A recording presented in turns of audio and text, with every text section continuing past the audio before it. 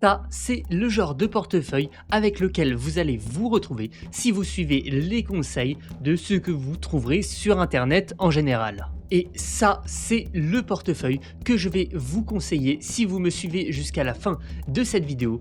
Et si vous avez été attentif, vous avez bien vu, oui, il y a bien 3% de Dogecoin dans ce portefeuille. Et oui, vous l'aurez peut-être compris, mais aujourd'hui, on va bien parler d'optimisation de portefeuille.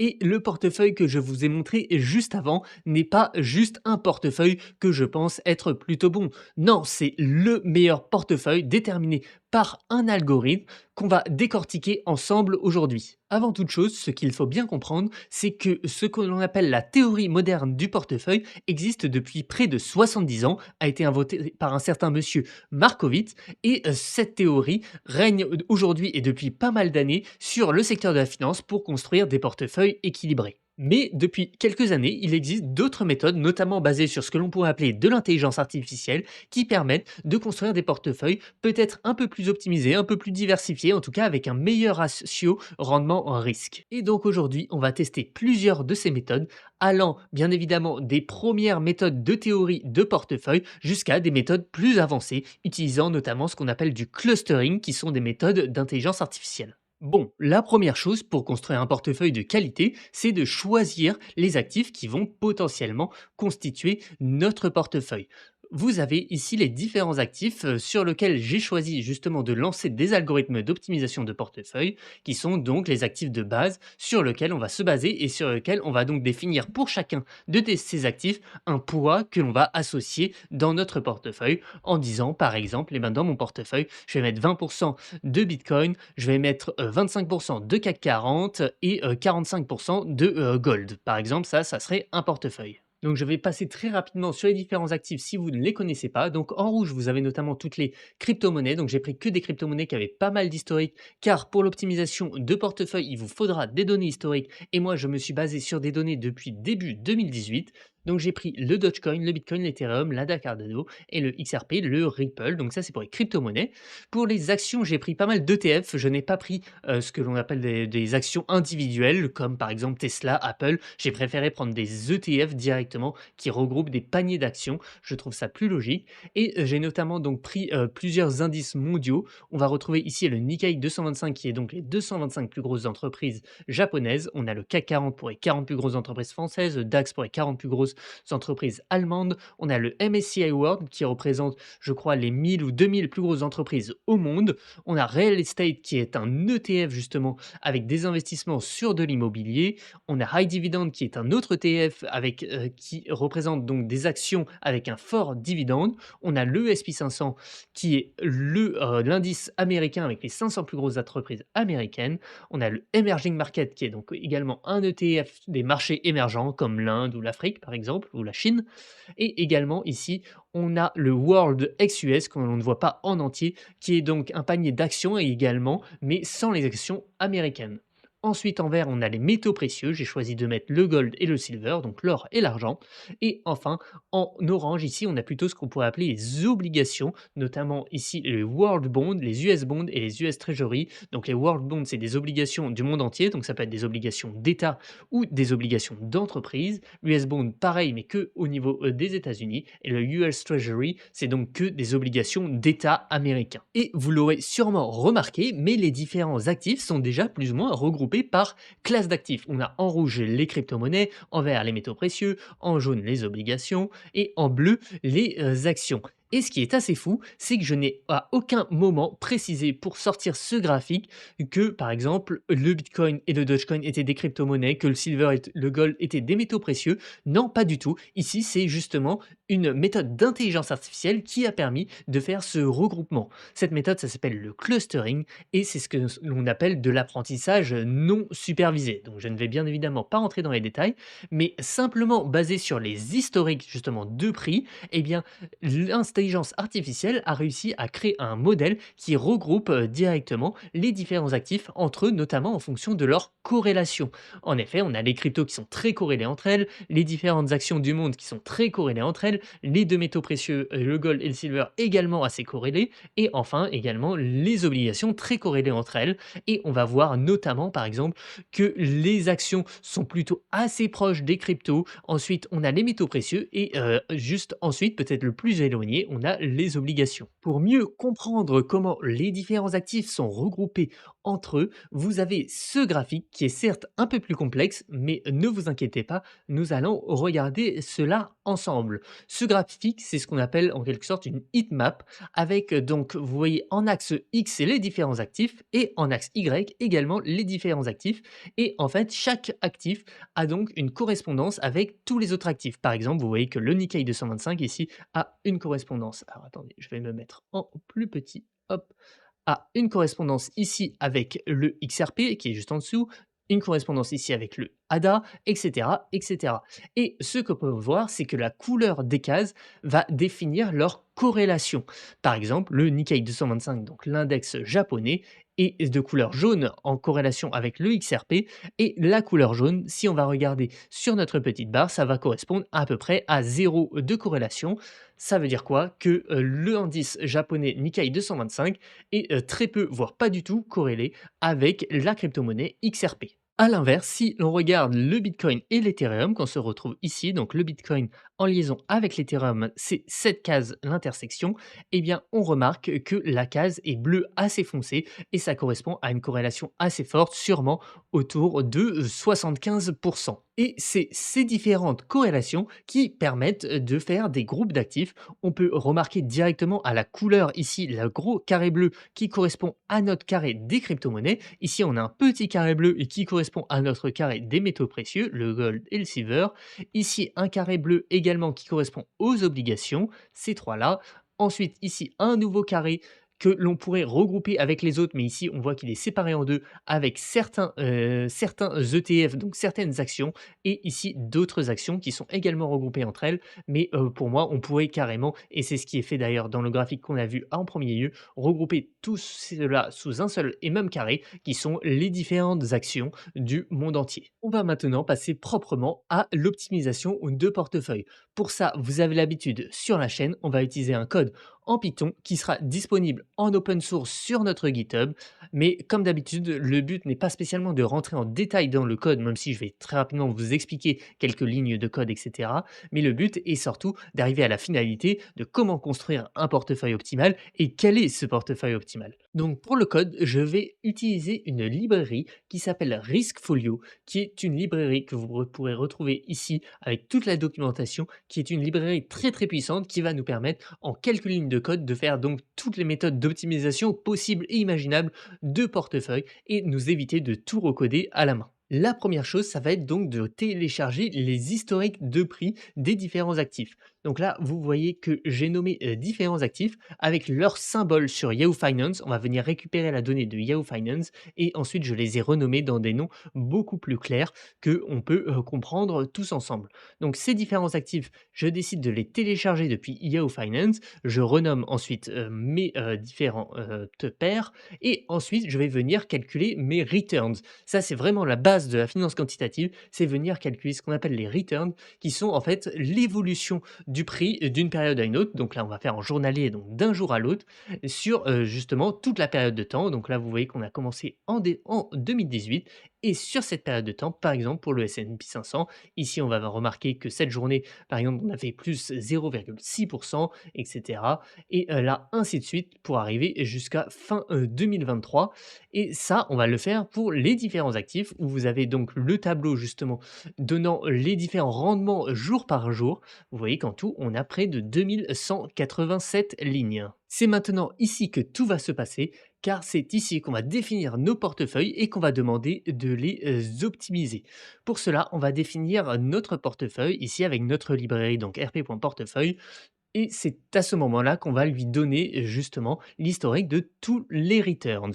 Ensuite, on va faire la même chose pour HC Portfolio. Donc là, c'est Hierarchical Clustering Portfolio. C'est ici que l'on va utiliser justement cette méthode de clustering et d'intelligence artificielle. Donc là, vous voyez que j'ai défini deux portefeuilles différents. Et ensuite, j'ai construit trois portefeuilles différents basés sur différentes méthodes qu'on va venir observer ensemble.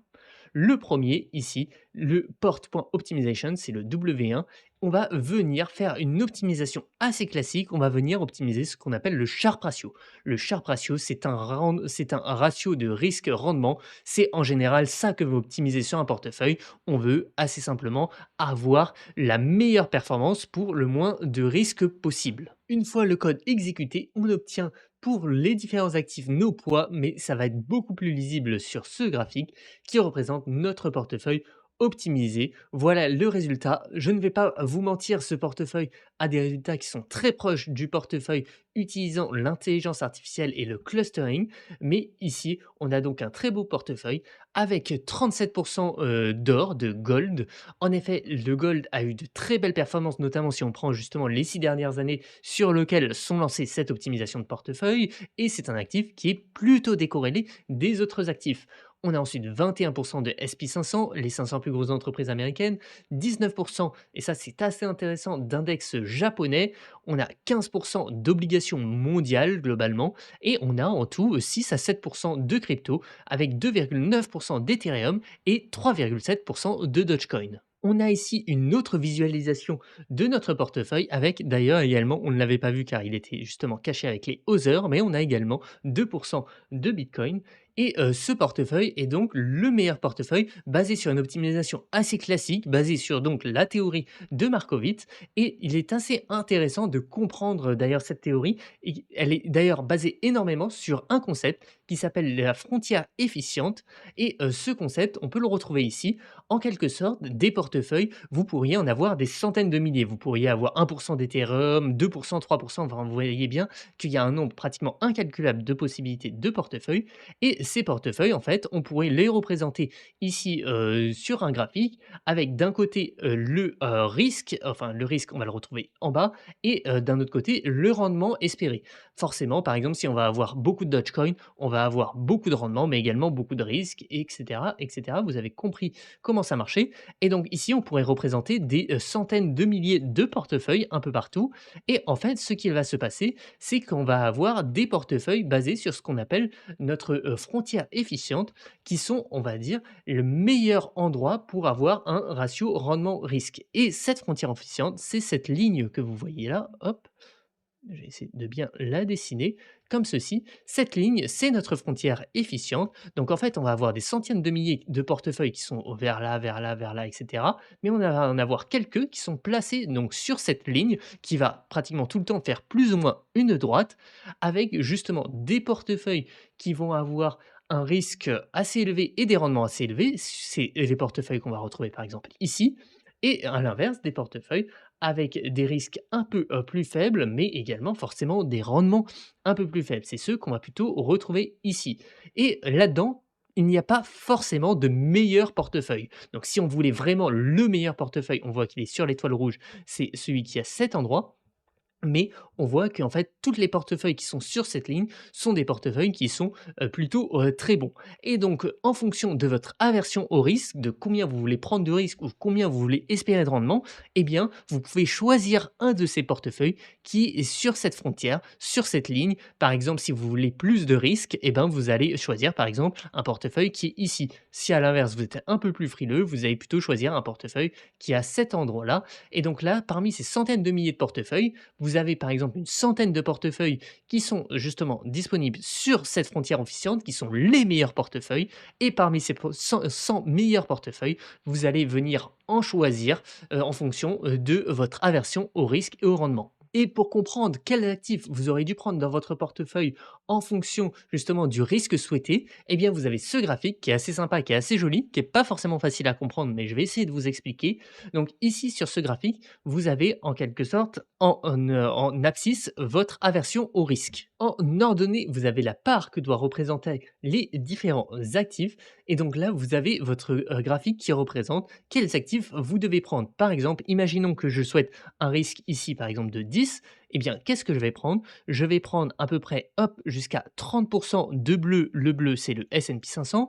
Je vais prendre à peu près 20% de rouge. Le rouge, c'est le Dodge. Et je vais prendre à peu près 30% de rose. Le rose, c'est l'Ethereum. Et donc là, vous voyez comment vous devez constituer votre portefeuille pour cette gestion de risque.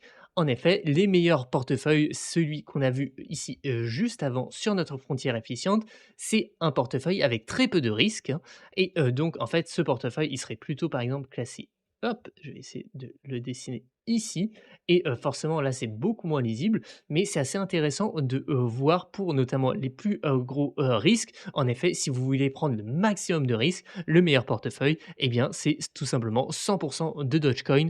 En effet, le Dogecoin a été peut-être la crypto-monnaie qui a le mieux performé si on prend ses performances depuis 2018. Enfin, 2 petits graphiques. Le premier, celui-là qui représente la contribution au risque, en fonction des différents actifs et bien sûr de leur répartition dans notre portefeuille. Et ce qui est assez marrant à voir ici, c'est qu'on a notre Dogecoin qui représente la plus grosse part de risque dans notre portefeuille, bien que ce Dogecoin ne représente que 3,7 de notre portefeuille. C'est dire bien évidemment que le Dogecoin est, très, très, volatile. À l'inverse, on a le gold qui représente entre guillemets que 2 de risque, alors que le gold représente 36 de notre portefeuille. Donc c'est bien évidemment voir la différence entre les 2, mais on voit ici les différents actifs et quelle est leur part de risque dans le portefeuille. C'est plutôt sympa à voir. Et ensuite, ce graphique moins intéressant, mais celui-là forcément qui est peut-être le cœur du truc, qui est depuis 2018, si on avait eu ce portefeuille, quelle est la performance justement qu'on aurait faite? Et ici, on voit qu'avec ce portefeuille, on aurait fait, on va dire, plus 125, on serait passé de 100 à 225 avec notre drawdown ici qui est légèrement supérieur à 20, mais un drawdown de 20 sur du, on va dire, buy and hold, c'est-à-dire qu'on ne fait pas de trading ou quoi que ce soit, on achète juste et on ne touche pas. Un drawdown de 20, c'est vraiment très faible et ça montre la puissance de ce portefeuille qui a une performance qui est sacrée, qui est plutôt bonne quand même là. En 6 ans, faire plus de 100, c'est quand même très bon et avec un drawdown très très maîtrisé quoi. Faire moins 20 et c'est moins 20 c'était au moment du crash Covid. Je trouve ça vraiment plutôt sympa. Donc là, ce portefeuille, je l'ai optimisé pour avoir le meilleur Sharpe ratio, donc le meilleur ratio risque-rendement. Mais on pourrait essayer d'avoir d'autres optimisations, comme par exemple minimiser le risque. Pour ça, je peux remplacer Sharpe par minimisation de risque. Et là, je vais exécuter. Forcément, on a un portefeuille qui est beaucoup moins intéressant avec 93% d'obligations mondiales, en quelque sorte. On a 5 de Nikkei 225 et 1,6 d'ETF high dividend.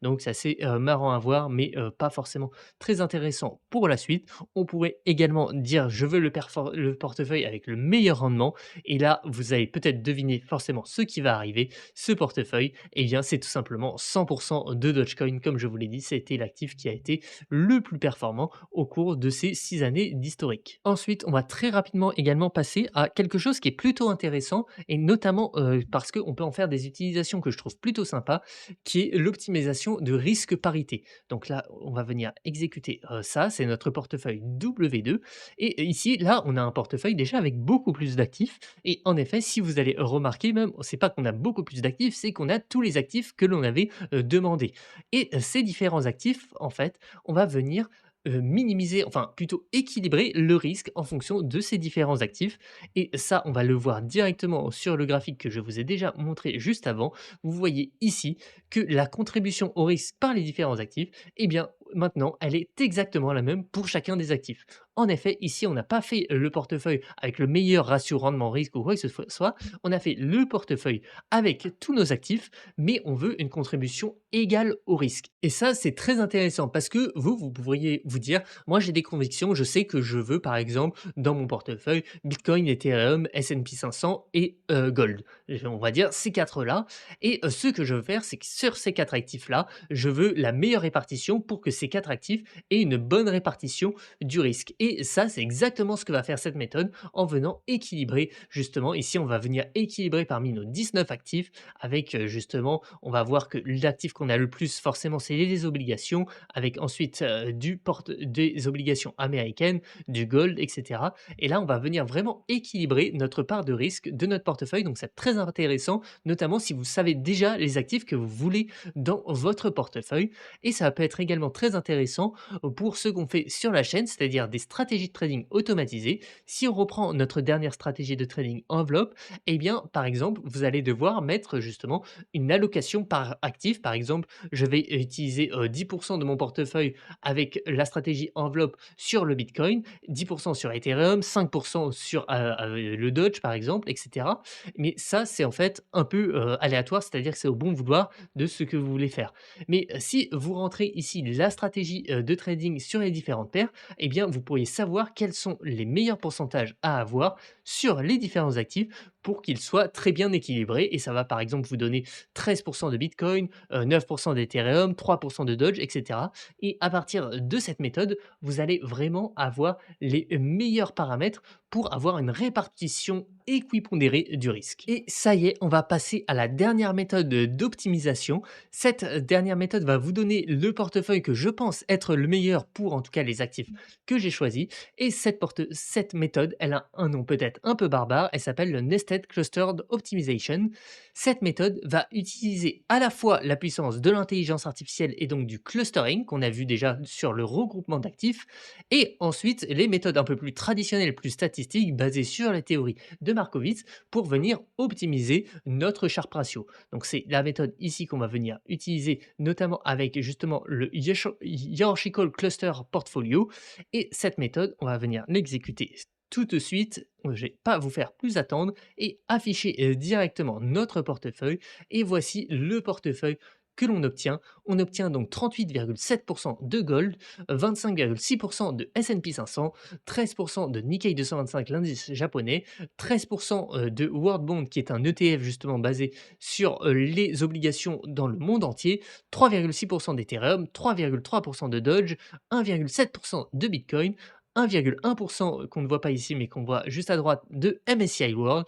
Et voilà notre portefeuille qui est le plus optimal selon justement cette méthode, utilisant à la fois l'intelligence artificielle et l'optimisation de manière assez classique de Markowitz. Donc ce portefeuille me semble légèrement plus équilibré, notamment quand on va venir voir la contribution au risque par actif. Avec tout à l'heure, je ne sais pas si vous vous rappelez, mais on avait un Dogecoin qui était à plus de 4% et vraiment très loin devant le Gold notamment, et qui était encore très loin devant le S&P 500. Ici, on voit que nos trois actifs principaux, on va dire, sont le Gold, le S&P 500 et le Dogecoin, et on voit qu'ils sont plus ou moins équilibrés autour de 3%, même si on a toujours notre ami le Dogecoin, le petit Shiba qui reste en premier devant. Et on va venir notamment voir notre portefeuille qui ici donc fait pratiquement 245% à peu près, je pense, donc qui est légèrement supérieur également au portefeuille qu'on avait vu juste avant, avec un drawdown qui reste toujours très limité autour de 20%, 22% je dirais à peu près, ce qui reste franchement très raisonnable pour moi. Assez rapidement, si je devais vous expliquer comment cette méthode marche, elle va d'abord donc utiliser le clustering pour séparer les différents actifs en fonction de leur corrélation. Ici, on voit comment la séparation s'est opérée, c'est ce qu'on peut appeler un arbre de décision ou plus spécifiquement un dendrogramme, et on voit que les différents actifs sont séparés par exemple le groupe des crypto-monnaies, des métaux, justement des obligations, etc. Mais au sein de ces groupes, ils sont encore séparés. Et ce qu'il va se passer, c'est que donc on va venir d'abord commencer par séparer ces groupes, et au sein de ces groupes, on va utiliser une optimisation de Markowitz pour avoir le meilleur Sharpe ratio, et on va faire ça ainsi de suite en faisant des groupes de plus en plus gros, et ça va très largement optimiser notre portefeuille, car au lieu d'optimiser sur les centaines de milliers de possibilités, comme je vous l'ai dit, d'avoir par exemple 1% d'Ethereum, 2%, 3%, 15%, etc., là on va venir d'abord optimiser par exemple les crypto-monnaies en disant qu'au sein des crypto-monnaies, le plus efficace, comme on l'a vu, c'était d'avoir par exemple, je crois, 40% de Doge, 40% d'Ethereum et 20% de Bitcoin. Ça, c'est le plus efficace. Mais ensuite, on va venir, une fois qu'on a fait cette optimisation, refaire une optimisation de OK, combien il faut de crypto-monnaies par rapport au gold, enfin par rapport aux métaux précieux, par rapport aux actions, etc.